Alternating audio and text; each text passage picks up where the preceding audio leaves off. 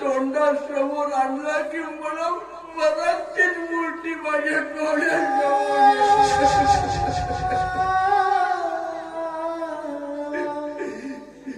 तुला आठवतं गौरी? आठवतं तुला? देवी दादा दादा म्हणत माझ्या मागे पुढे पडत राहायचं, नुसता दंगा मस्ती करायचं माझ्या मनात. तुला आठवतं गौरी?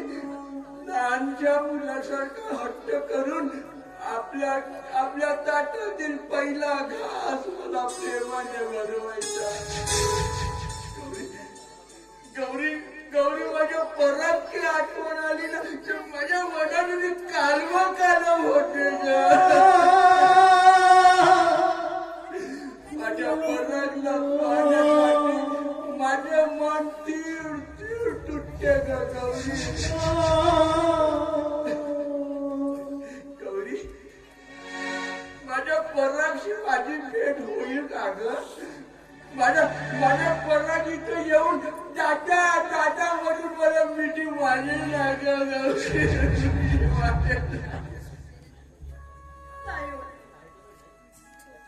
तुमच्या या प्रश्नाचं उत्तर माझ्याकडे नाहीये.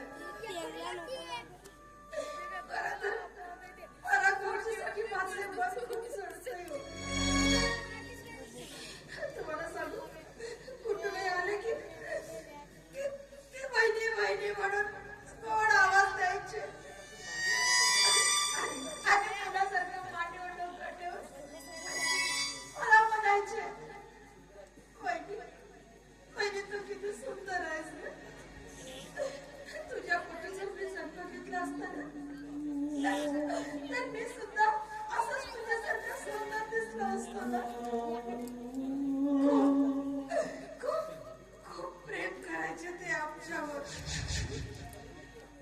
खरं तर त्यांच्या प्रेमात आपल्याला मूल नसल्याचा दुःख सुद्धा मी विसरून जायची हो.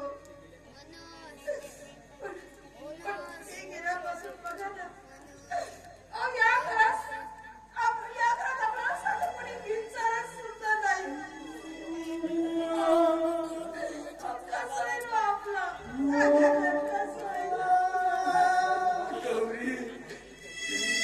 गौरी या संसाराची मारलेली अमृत वेळ नष्ट झाल्याशिवाय राहणार नाही.